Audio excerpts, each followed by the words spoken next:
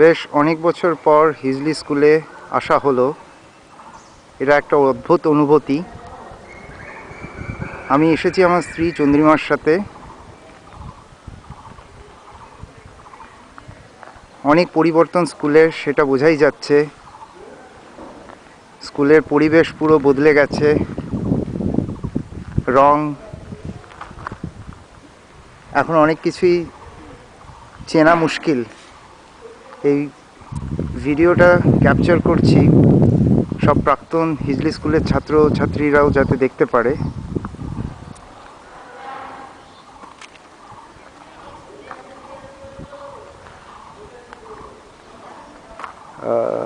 আমার বেশি কিছু এই মুহূর্তে বলার নেই, তবে হ্যাঁ, পুরানো স্মৃতি ঘাটানো যাচ্ছে।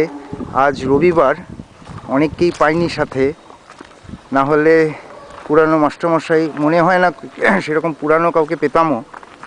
তবুও ছাত্রছাত্রীদের সাথে দেখা হতো, হলে ভালো লাগতো।